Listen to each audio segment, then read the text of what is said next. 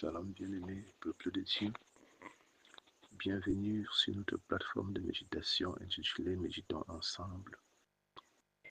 En ce jeudi 19 mars 2026, le Seigneur nous envoie dans l'évangile de Jésus-Christ selon Saint Matthieu, chapitre 5, versets 11 à 12.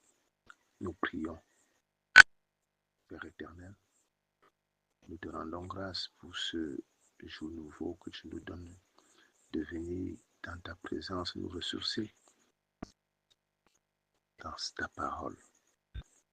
D'un Père éternel, répand ton esprit de compréhension et d'obéissance sur chaque personne qui sera à l'écoute de cette méditation, afin que cette parole, Seigneur notre Dieu, trouve dans son cœur un terrain fertile, s'enracine et produit des fruits qui te seront agréables pour toute l'éternité. Au nom de Jésus-Christ. Amen. Nous lisons ce jour dans Matthieu 5, versets 11 à 12, dans la Bible, version Luc-Ségon. Heureux serez-vous lorsqu'on vous outragera, qu'on vous persécutera et qu'on dira faussement de vous toutes sortes de mal à cause de moi. Réjouissez-vous et soyez dans l'allégresse, parce que votre récompense sera grande dans les cieux, car c'est ainsi qu'on a persécuté les prophètes qui ont été avant vous. Bien-aimés, les versets bibliques qui précèdent sont un discours de Jésus-Christ à l'endroit de ses disciples, les encourageant et les préparant à supporter et à affronter avec joie les outrages, les persécutions, les médisances dont souffrent généralement tous ceux qui s'engagent à le suivre. Ces versets bibliques viennent nous réconforter à relever avec fierté les défis liés à notre nouvelle naissance, à savoir le rejet de la part de nos familles, de nos amis, les insultes de part et d'autre, car des gens peuvent aller jusqu'à nous traiter d'insensés ou de fous. Bien-aimés dans le Seigneur Jésus-Christ, si Jésus lui-même insiste sur le fait que malgré les mauvais traitements dont nous pouvons être victimes à cause de notre engagement avec lui, nous devons nous réjouir et de demeurer dans l'allégresse. C'est en grande partie parce que beaucoup d'enfants de Dieu se découragent généralement à ce niveau. Car il peut arriver que Dieu te coupe de ta famille comme il a fait avec Abraham dans Genèse 12, verset 1. Ou encore qu'il te sépare d'un boulot ou d'une amitié qui te procurait de grands avantages et bénéfices. C'est à ce moment que le Seigneur reconnaît ceux qui l'aiment vraiment. Car Matthieu était un inspecteur des impôts, Pierre, Jacques et André étaient tous des pécheurs. C'est dire que chacun d'entre les disciples du Seigneur avait quelque chose de spécifique qu'il faisait comme métier. Confère Marc 10, verset 28, où Pierre a eu le courage de demander au Seigneur ce qui devait leur revenir après qu'il ait tout quitté.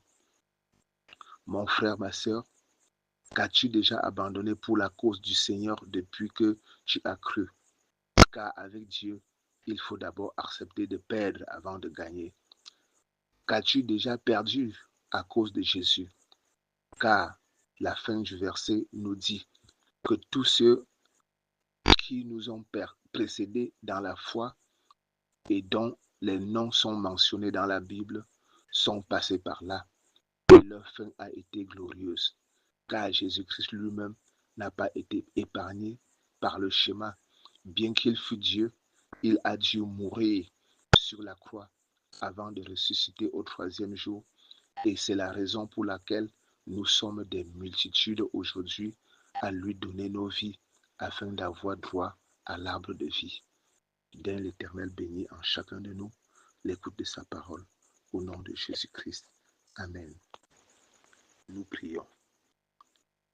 Éternel, Dieu Tout-Puissant, l'Éternel qui guérit, par ta parole, Père éternel, tu guéris nos meurtrissures. Par le sang de Jésus, Père éternel, notre Dieu, tu nous laves des souillures qui attirent sur nous des maladies, des infirmités.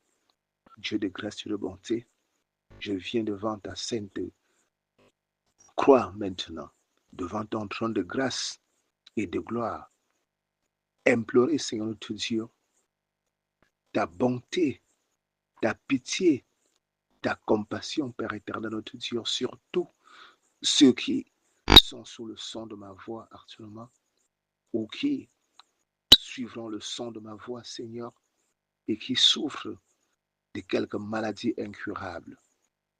Dieu de grâce, que du haut de ton trône, Père éternel, tu répands ton esprit de guérison sur eux.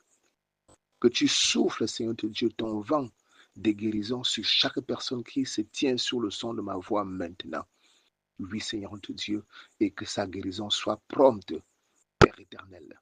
Tu envoyas le général Aman, lui, Seigneur, vers ton prophète, et qui lui demanda, Seigneur, de se rendre dans le Jourdain, s'y plonger 7 fois, afin d'être purifié de sa lèpre. Sa lèpre, autant pour moi, quand il le fit, Père éternel, notre Dieu, sa peau devint saine, et il fut délivré, Seigneur notre Dieu, de cette lèpre. Qu'il en soit de même, Seigneur, pour toute personne qui se mettra sous le son de ma voix et qui écoutera cette prière, Père éternel, avec foi, que sa guérison soit prompte et spontanée et pour toujours. C'est par le mérite de ton Fils Jésus-Christ qui a versé son sang sur la croix du calvaire pour nous sauver, que j'étais ainsi prié au nom de Jésus-Christ. Amen. Bien-aimés du Seigneur, si vous nous écoutez pour la première fois, n'oubliez pas de vous abonner à notre chaîne de méditation et surtout d'aimer nos publications, de les partager et de parcourir pour découvrir aussi les publications précédentes afin que le Seigneur par vous puisse toucher un grand nombre de personnes pour leur salut. Sur ce, nous disons demain pour une prochaine méditation par la grâce de Dieu au nom de Jésus-Christ. Amen.